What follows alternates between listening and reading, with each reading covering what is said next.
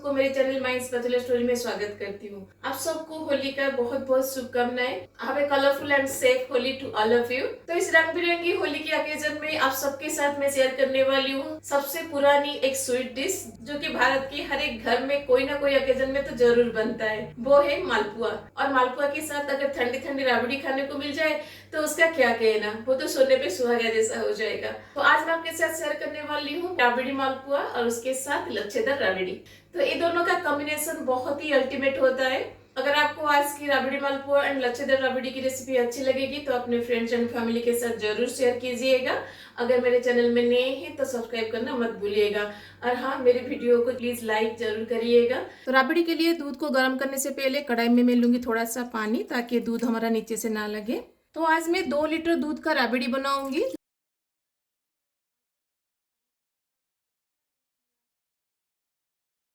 जब भी राबड़ी बनाए ना, हमेशा ऐसे नॉनस्टिक कढ़ाई यूज करें, नहीं तो स्टील की कढ़ाई यूज कर सकते हैं। और सबसे बेटर होगा आयरन की कढ़ाई। इन तीनों कढ़ाई में से जो भी कढ़ाई आपके पास है उस कढ़ाई में राबड़ी बनाइएगा।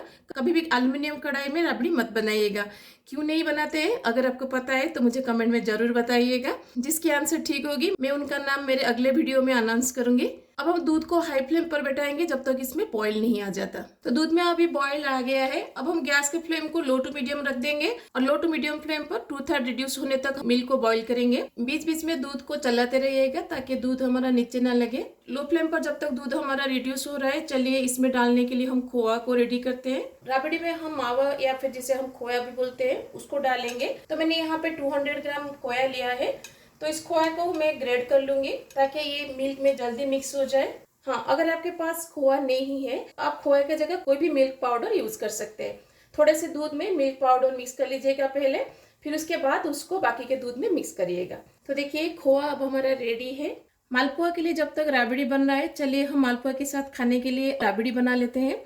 तो आप सोचते होंगे कि मैंने दोनों राबड़ी एक साथ में क्यों नहीं बनाया, क्योंकि दोनों राबड़ी को बनाने का तरीका अलग होता है। मालपुआ के लिए जो राबड़ी बनाएंगे उसमें हम खोआ डालेंगे, लेकिन मालपुआ के साथ खाने के लिए जो राबड़ी बनाएंगे उसमें हम खोआ नहीं डालेंगे। इसलिए मैं दोनों को अलग अलग बना रही हूँ। तो मैंने थोड़ा सा पानी इसमें डाल दिया है ताकि दूध हमारा नीचे ना लगे। अब इसमें मैं ले लूंगी 1 लीटर दूध।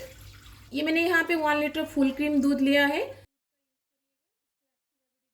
तो इस दूध को भी हम हाई फ्लेम पर बॉईल आने तक बैठाएंगे। जब इसमें बॉईल आ जाएगा फिर गैस के फ्लेम को लो करके हम इसको रिड्यूस करेंगे जब तक ये राबड़ी कंसिस्टेंसी में नहीं आ जाता। इस दूध को भी बीच बीच में चलाते रहिएगा ताकि ये नीचे से ना लगे। और मालपुआ के साथ खाने के लिए हमने जो राबड़ी बैठाया था वो अभी रेडी हो गया है। तो आप देख सकते हैं 1 लीटर दूध अभी रिड्यूस होकर 250 ml तक आ चुका है। तो क्योंकि ठंडा होने के बाद ये और भी गाढ़ा हो जाएगा, इसलिए इतना कंसिस्टेंसी तक हम इसको पकाएंगे। अब इसमें मैं डाल दूंगी 1 टेबलस्पून चीनी। ज़्यादा चीनी मत डालिएगा क्योंकि मालपुआ हमारा मीठा रहेगा। अगर राबड़ी भी इक्वली मीठा हो जाएगा तो खाने में अच्छा नहीं लगेगा। इसलिए राबड़ी को थोड़ा सा कम मीठा रखिएगा, जिसकी वजह से मालपुआ के साथ खाने से ये बहुत ही टेस्टी लगेगा। और उसके साथ मैं इसमें डाल दूंगी थोड़ा सा इलायची पाउडर। अब इसको हम और 2 से 3 मिनट के लिए कुक करेंगे ताकि जो चीनी अब हमने डाला है वो थोड़ा सा कुक हो जाए। तब हमारा राबड़ी रेडी है। अब हम राबड़ी को निकाल देंगे। तो राबड़ी को एक बाउल में हम निकाल के इसको ठंडा कर देंगे। मालपुआ के साथ ठंडा ठंडा राबड़ी बहुत ही टेस्टी लगता है, इसलिए राबड़ी को थोड़ा सा हम रूम टेम्परेचर में पहले ठंडा कर लेंगे।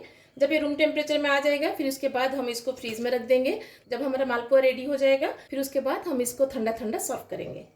तो आप देख सकते हैं दूध हमारा आधा रिड्यूस हो गया है। जब दूध आपका ऐसे आधा रिड्यूस हो जाएगा, इस स्टेज पर हम इसमें डाल देंगे मावा।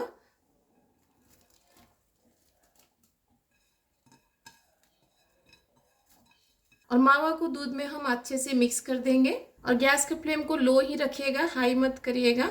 और लो फ्लेम पर ही अब इसको हम 2/3 रिड्यूस होने तक बैठाएंगे। मालपुआ के लिए चाशनी बनाने के लिए मैं कढ़ाई में लूंगी 1.5 कप ऑफ चीनी। जितना चीनी लीजिएगा उतना ही पानी लीजिएगा। तो मैंने यहाँ पे 1.5 कप ऑफ पानी डाल दिया है। अब चाशनी में हम फ्लेवर के लिए इसमें डालेंगे थोड़ा सा केसर। ये ऑप्शनल है, अगर आपके पास है तो डालिएगा, नहीं तो स्किप कर सकते हैं। और उसके साथ हम इसमें डाल देंगे थोड़ा सा इलायची पाउडर। अगर आपके पास इलायची पाउडर नहीं है तो इलायची को कूट के डाल दीजिएगा।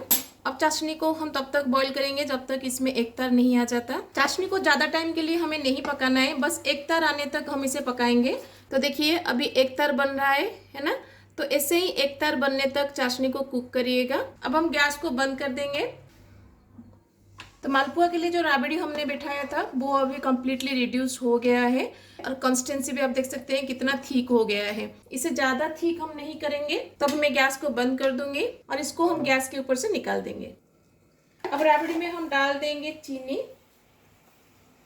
तो ज़्यादा चीनी मत डालिएगा क्योंकि इसे हम सिरप में भी डालेंगे। और उसके साथ हम इसमें डाल देंगे थोड़ा सा इलायची पाउडर। इन दोनों को हम राबड़ी में अच्छे से मिक्स कर देंगे।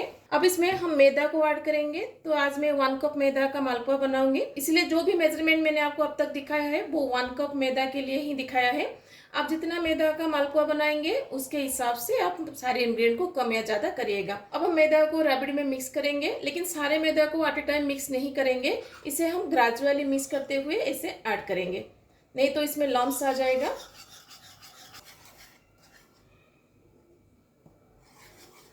मैदा का अमाउंट थोड़ा कम ज़्यादा हो सकता है, वो डिपेंड करता है मैदा का क्वालिटी के ऊपर। कितना कंसिस्टेंसी तक मैदा को मिक्स करना है मैं आपको आगे दिखाऊंगी। 3 से 4 मिनट तक मैदा को राबड़ी में अच्छे से मिक्स करिएगा ताकि बैटर थोड़ा स्मूथ हो जाए। इतना कंसिस्टेंसी ही मालपुआ के लिए परफेक्ट कंसिस्टेंसी है। तो अब हमारा बैटर रेडी है। चलिए अब इसको हम फ्राई करते हैं। मालपुआ को तलने के लिए मैंने घी यूज़ किया है। आप चाहे तो तेल में भी इसको तल सकते हैं, लेकिन घी में फ्राई करने से मालपुआ बहुत ही टेस्टी लगता है। घी को हम ज़्यादा गर्म नहीं करेंगे, मीडियम हीट होने तक हम इसको गर्म करेंगे। तो घी हमारा गर्म हो गया है। घी को हमें ज़्यादा गर्म नहीं करना है।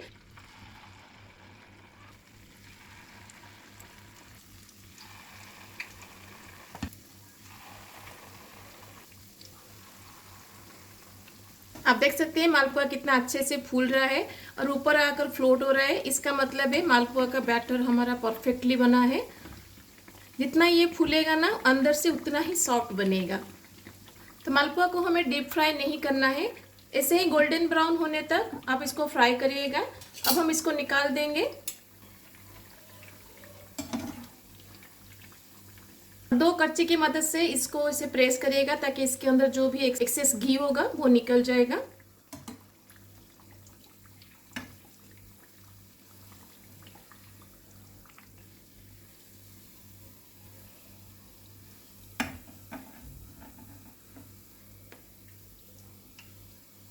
अब हम इसको चाशनी में डाल देंगे।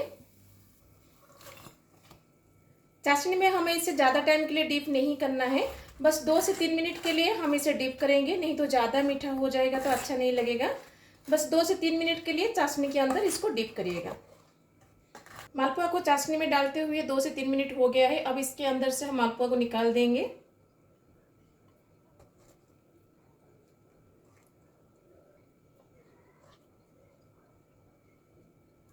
तो देखिए फर्स्ट बैच मालपुआ हमारा रेडी है। तो चलिए सेकंड बैच मालपुआ को रेडी करते हैं।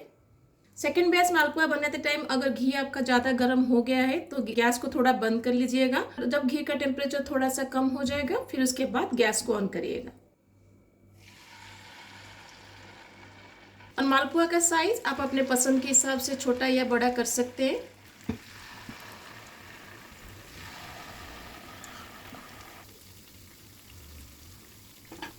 सेकेंड बैच मालपुआ भी हमारा हो गया है। अब इसको भी हम चाशनी में डाल देंगे।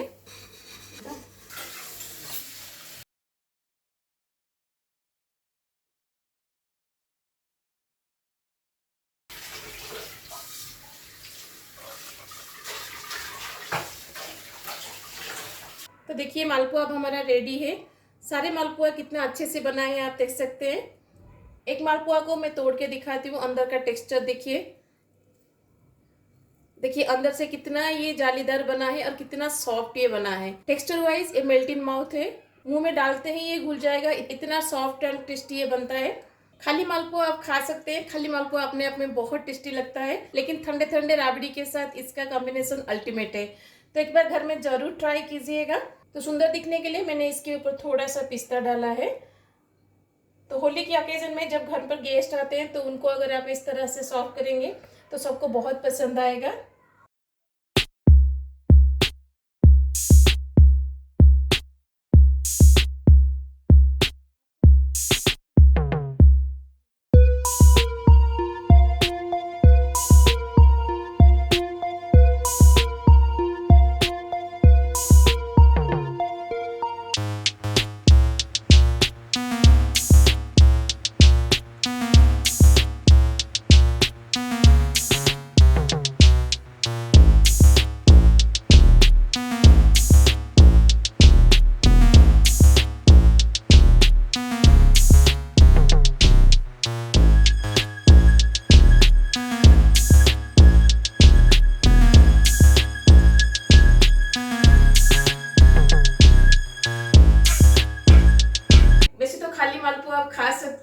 लेकिन राबड़ी के साथ उसका टेस्ट अल्टीमेट है।